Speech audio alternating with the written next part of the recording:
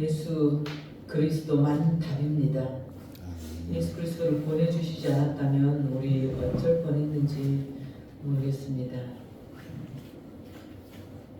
하나님은 우리 이사야 5장에서 보면 극상품 포도나무를 심으셨습니다. 가장 좋은 땅에 극상품 포도나무를 심으셨는데 우리는 어떤 포도를 맺었습니까? 들포도를 맺었다고 했어요. 들포도를.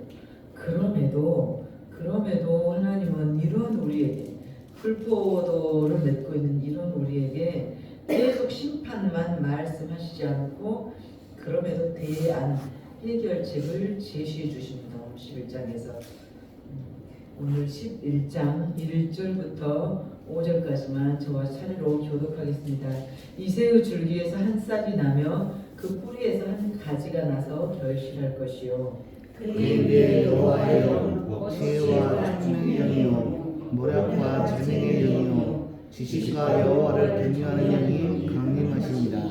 그가 여호와를 경외함으로 즐거움을 삼을 것이며 그의 눈에 보이는 대로 심판하지 아니하며 그의 귀에 들리는 대로 판단하지 아니하며 공의로 가난한 자를 심판하며 정직으로 세상의 겸손한 자를 판단할 것이며 그의 입에 막대기로 세상을 치며 그의 입술의 힘으로 악인을 죽일 것이며 있겠습니다.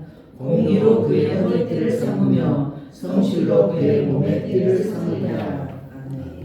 지난 10장에서는 무엇을 말씀하셨냐면 아무리 패역한 시대라고 할지라도 그런 시대가 와도 남은 자가 있다. 이 남은 자 사상, 하나님을 끝까지 하나님을 의지하는 자들, 그리스도를 소망 삼은 자들을 남은 자들이라고 말을 했습니다. 그래서 예수 그리스도를 보내주시는데 오늘 11장 1절을 보면 예수 그리스도가 어디 줄기에서 옵니까? 이새의 줄기에서 나오는 싹. 이 이새는 다윗의 아버지입니다. 어제 우리가 역대상 17장을 주일 본문으로 삼았잖아요. 역대상 17장과 오늘 이사야 11장도 지금 계속 맞먹고 있어요. 모든 성경의 답은 성경 안에 맞물려 있습니다. 그래서 어제 다윗 왕, 이스라엘 그 왕. 근데 그 다윗 왕, 하나님 마음이 합한 자, 그래서 내 종 다윗이라고 말씀하시지 않았습니까? 그 다윗의 아버지가 이새예요. 그러니까 이새의 아들 다윗 그 후손으로 메시아 예수 그리스도를 보내시겠다. 하나님께서는 계속 우리 그 지난 10장 마지막 절 보니까 어째요? 새로 그 빽빽한 숲을 베어버리겠다. 레바논이 권능 있는 자에게 배임을 당할 것이다. 계속 심판을 예고하시다가 또 이렇게 그럼에도 불구하고 내가 너희를 구원할 것이다 라는 메시아를 또 보내주시겠다라는 대안을 해결해 주십니다. 제시해 주십니다. 그래서 그 대안을 누구를 통해서 오느냐? 이 메시아가 네 문제의 모든 해결자가 누구를 통해서 오냐? 다윗 왕의 아버지 이새의 줄기에서 한 싹이 나며 이 싹은 예수 그리스도 말합니다. 그 뿌리에서 한 가지가 나서 결실할 것이요. 지구상에 태어나는 모든 사람들은 누구를 섬길 것인가 선택해야 됩니다. 혹은 무엇을 섬길 것인가. 그래서 주님께서는 말씀하시죠. 복과 저주를 내가 네 문 앞에 두었다. 너는 오늘 여호수아 뭐라 그래요? 나와 내 집은 오직 여호와만 섬기겠다. 너희들이 섬길 자를 오늘 선택해. 나와 내 집은 여호와를 섬길 것이다 라고 답을 주시지 않습니까? 그래서 이 지구상에 태어난 모든 사람들은 누구를 섬길 것인가, 혹은 우상이든 뭐 돈이든 사람이든 신이든 누구를 섬길 것인가를 결정해야 됩니다. 우리는 예수 그리스도를 섬기기로 한 자들입니다. 그래서 오늘 이사야 선지자가 이새의 줄기에서 예언한 이 그리스도의 특징을 한번 살펴보겠습니다. 그러면 이새의 줄기 다윗의 후손으로 너희들의 문제 해결자 그리스도 예수를 주실 거야. 그런데 이 그리스도 이새의 줄기에서 나올 예수 그리스도의 특징의 첫 번째는 이새의 줄기에서 나온다. 그러니까 다윗 왕의 후손으로 올 것이다 라고 예수 그리스도를 예언하고 있습니다. 1절에서 이새의 줄기에서 그 후손으로 올 것이다. 다윗은 이스라엘의 왕이었지만 하나님은 이새의 뿌리를 말씀하셔요. 지금 그 뿌리에서 올 것이다. 낮은 자의 모습으로 오실 예수 그리스도를 너희들의 공로가 아니라는 것을 말씀하시기 위해서 기생이나 창기나 창녀나 이방여인 그들을 예수님의 가문에 들여 넣으세요. 그래서 내 잘났다라는 것은 아무것도 우리가 자랑하지 못합니다. 구원이 값없이 이루어진 것은 너희들의 공로가 아니라는 것을 자랑하지 못하기 위해서. 그래서 다윗 가문을 통해서 이새의 가문 속에 숨겨진 한 싹 이미 존재하고 계신 예수 그리스도의 탄생을 예고합니다. 그러나 그 예수 그리스도는 가장 낮은 자로 올 것이다.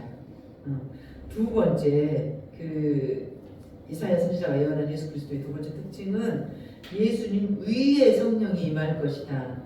오늘 2절 보니까 자 예수 그리스도가 그 한 가지에서 나올 건데 그의 위에 여호와의 영, 곧 지혜와 총명의 영, 모략과 재능의 영, 지식과 여호와를 경외하는 영이 강림한다. 이 영은 성령을 말합니다. 그래서 예수님 위에 성령이 임하실 것을 말씀하시는데 이 능력이 즉 예수님이 세례 요한을 통해서 요단강에서 세례를 받고 물에서 나오실 때 하늘에서 어떤 소리가 들렸어요? 이는 내 사랑하는 아들이요 내가 기뻐하는 자다 그랬어요. 예수님이 세례 요한에게 요단강에서 세례를 예수님도 받으셨죠. 예수님도 받았어요. 세례 요한에게. 그리고 그 세례를 받고 물에서 나올 때 성령이 비둘기같이 하늘에서 그 위에 임하더니 이는 내 사랑하는 아들이요 내가 기뻐하는 자다. 하늘 문이 열리고 하나님의 성령이 비둘기같이 예수님 위에 임했다. 그래서 그 1절에 그 결실로 예수 그리스도를 보낼 건데 그 위에 성령이 있다라고 강림하신다라고 이미 우리에게 말씀을 해주셨습니다. 그래서 한 영혼이 전도를 받아서 교회에 온다는 것은 하나님께서 이 정도 잔치를 베풀 만한 기뻐하는 일이라는 거예요. 이는 내 사랑하는 아들이요 내가 기뻐하는 자라. 우리가 회심해서 우리가 흑암에 소속된 우리가 예수 그리스도를 영접하고 내 주인 섬기로 하고 내가 예배의 자리로 나올 때 하나님 그 하늘에서는 잔치가 열린다는 거예요. 그만큼 기뻐하신다는 거예요. 집안에 늘 제가 비유하지만 아기가 하나 나오면 온 가족이 선물을 사주고 가서 아이고 축하해 축하해 경배하고 축하해라고 말을 하지 않습니까? 그래서 교회 안에 한 영혼이 전도되어져 오면 우리가 그런 보살핌으로 그를 살펴야 된다는 거예요. 그래서 하나님께서 성령이 비둘기같이 하늘 문이 열리고 예수님이 세례 요한에게 세례를 받을 때 하늘 문이 열리고 성령이 비둘기같이 임하시고 이는 내 사랑하는 아들이요 내가 기뻐하는 자다. 하나님께서 그렇게 기뻐하셨다는 것입니다. 마지막으로 이사야가 말하는 예수 그리스도의 특징. 예수님은 여호와를 경외함으로 즐거움을 삼는다라고 3절에 되어 있습니다. 3절 한번 다시 한번 읽어보겠습니다. 시작. 그가 여호와를 경외함으로 즐거움을 삼을 것이며 그의 눈에 보이는 대로 심판하지 아니하며 그의 귀에 들은 대로 판단하지 아니하며. 자, 메시아는 이런다는 것입니다. 예를 들면 아담처럼 자신의 눈과 귀로 판단하지 아니하고 우리는 지금 아담의 후예들이에요. 우리의 옛사람은 새 아담 그리스도 나중 아담 그리스도가 내 안에 들어오기 전에는 우리는 그런 데 속되어 있어요. 우리 영은. 그래서 우리의 본성은 뭐냐면 판단하는 것. 내가 눈에 보이는 대로 심판하고 내 귀에 들리는 대로 판단하는 것이 우리의 본래 습성입니다. 그런데 주님께서 보내실 그 그리스도 메시아는 그 첫째 아담처럼 자신의 눈과 귀로 판단하지 아니하고 오직 하나님의 공의로 판단할 것이다. 하나님의 공의로. 우리가 사람을 판단할 자격을 우리에게 주시지 않으셨습니다. 그래서 우리가 사람을 볼 때는 하나님의 눈으로 조명해서 봐야 돼요. 하나님의 눈으로 조명한다는 것은 성경에서 가르친 대로 성경에서 가르치는 것은 우리에게 지상 명령이 뭐예요? 내 이웃을 내 무엇과 같이 사랑해요? 네 몸과 같이. 네 몸하고 똑같아. 저 집사가 네 몸하고 똑같아. 네 몸과 같이 사랑하라. 이것만 우리에게 사명으로 주셨을 뿐입니다. 그래서 이 첫사람 아담처럼 자신의 눈과 귀로 판단하지 않고 내 눈에 보이는 대로 심판하고 내 귀에 들리는 대로 판단하지 않는다. 예수님은 그리고 여호와를 경외한 것을 즐거움으로 삼는다. 우리가 종일토록 성경 말씀을 묵상하고 입에서 찬송가가 흥얼거리고 이것을 즐거움으로 삼는다라는 것입니다. 그러면 우리의 모든 처해진 삶의 문제는 하나님께서 일하시겠다라는 것입니다. 너는 나를 기뻐해. 신부는 신랑을 즐거워하면 돼요. 그냥 기뻐하면 돼요. 내 남편이 최고야. 내 남편이 최고 멋있어. 내 남편 있으면 나는 끝나. 그냥 이런 자세로 여호와를 즐거워하는 거예요. 예수 그리스도를 기꺼워하라, 기뻐하라. 이것이 신부의 할 일이라는 거예요. 내가 걷어붙이고 나서는 것이 아니고. 그래서 주 예수님을 기뻐하는 것이 우리의 본분이다라는 것. 그래서 하나님께 순종하는 것을 즐거움으로 삼는 것. 우리는 오직 하나님을 즐거워하고 예수님을 기뻐하면 우리 모든 문제 해결자이신 주님께서 친히 일하실 것을 믿습니다. 오늘 11장 1절에서 3절까지는 예수님의 탄생에 의해서 이미 시작된 일이에요. 이런 이세의 줄기에서 내가 한 싹을 보낼 거야. 내가 너희들을 심판하겠다고 이렇게 했지만 그래도 돼야 해결책을 보낼 거야 라고 지금 예고한 것이 1절부터 3절. 이미 시작됐어. 시작됐네 하고 내 안에서 이미 시작됐다는 거예요. 예수 그리스도가. 그리고 나머지 4절 5절에서는 예수님이 다시 오실 거야. 그리고 심판하실 거야 라고 하는데 그가 다시 오셔서 심판하실 때는 어떻게 하냐면 공의로 가난한 자를 심판하며. 자, 하나님의 공의는 평등으로 우리가 생각하면 안 돼요. 너도 한 개 주고 너도 한 개 주고 공평하다라는 것이 아니에요. 이 공의는 공평하다 평등하다라는 것이 절대 아닙니다. 우리가 착각해요. 세상 사람들이. 하나님의 공의는 죄 지은 자는 벌을 주고 잘한 자에게는 상을 주고 이것이 공의예요. 이것이 하나님의 공의고 죄는 여지없이 벌하겠다라는 것이 공의입니다. 공평하다라는 의미가 공의가 아닌 것을 우리가 기억해야 돼요.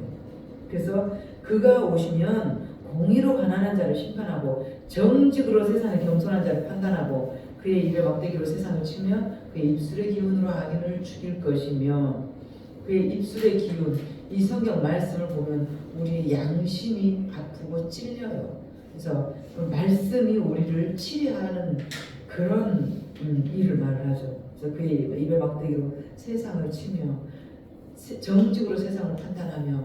어제도 우리 그 잠깐 교제 시간에 제가 했던 말이지만 하나님이 하시는 일은 낮고 천한 자, 가난하고 못난 자를 들어서 부하고 세상에서 잘난 자를 부끄럽게 하시는 것이 하나님 하시는 일이에요. 정말 세상 사람 눈에는 아이고 저 사람이 에게 무엇을 하겠어. 배경도 없고 가문도 없고 학벌도 없고 아무 흠모할 만한 것이 없는 것이 그리스도였어요. 그를 들어서 세상을 부끄럽게 하신다. 그러니까 낮고 가난하고 천한 자를 들어서 잘난 척하고 교만한 세상의 보관 대작들을 부끄럽게 하실 것이다. 이것이 우리 하나님이 하시는 일입니다. 그런데 우리 주님 앞에서 교만은 무엇이 교만입니까? 잘난 척한 것이 교만입니까? 아니에요.